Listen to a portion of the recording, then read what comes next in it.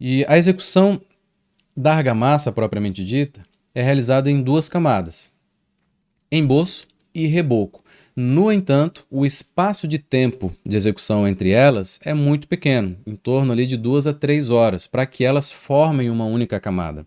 É muito complicado executivamente você fazer as duas camadas de uma vez só, com uma só projeção, fazer a espessura adequada, sarrafiar, reguar, etc. Então, só por uma questão prática e de produção, a gente divide em duas camadas. O emboço estrutural cobre ali a malha, em torno de 2 centímetros, se a camada ali vai ser de 3, né, a espessura de cada lado da parede de argamassa vai ser 3, você faz ali o emboço até 2 centímetros mais ou menos, e você vai controlar essa espessura do emboço já a partir das guias.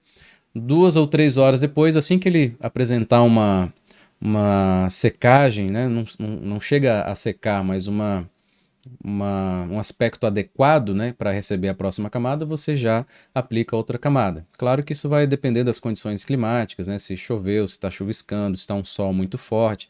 Então você vai controlando com o aspecto do emboço. 2 horas depois, numa zona muito quente, ele já vai estar pronto para receber o reboco.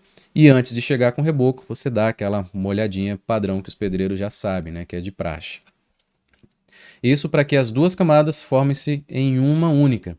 Você não pode, isso é outro erro muito comum, fazer a primeira camada em um determinado momento e fazer a segunda camada, que é o reboco, somente semanas depois ou meses depois. Porque quando você for fazer o reboco, aquela primeira camada já secou, você criou uma emenda entre as duas camadas. Isso reduz drasticamente a resistência e tem grande chance de aparecer rachadura, porque uma camada solta da outra com facilidade, seja com as variações térmicas ou até mesmo com movimentações normais da estrutura. Ela pode deslocar e aparecer a rachadura e gerar até desplacamento dessa camada de reboco. O certo é fazer como se fosse uma única só. Divide-se em duas, mas 2, 3 horas depois já faz o reboco, porque ainda ambas estarão no processo de cura e se unirão perfeitamente.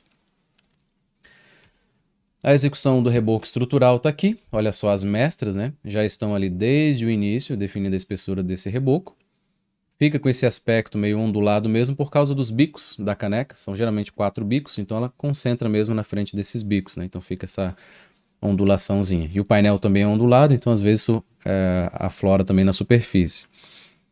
No processo de projeção do emboço estrutural, você já deve ter uma régua de pedreiro do lado para ir controlando. Apoia a régua sobre as mestras e verifica se o emboço não está ficando grosso demais ou fino demais.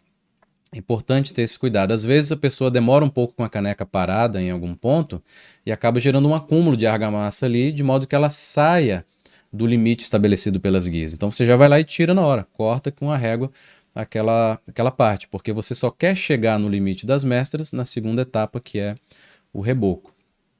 Então olha só, as guias já vai controlando, é tanto que você percebe algumas regiões aqui que cortou. Não sei se dá para ver bem aí, dá para ver que alguém raspou ali a régua, porque você já vai fazendo esse controle de espessura da parede desde o emboço. E o reboco estrutural, ele só complementa aquele 1 centímetro restante da espessura da parede e alisa, aí é um processo normal de reboco. A mesma argamassa, logo na sequência, após o emboço, é interessante não deixar para fazer muito tempo depois, como eu já expliquei.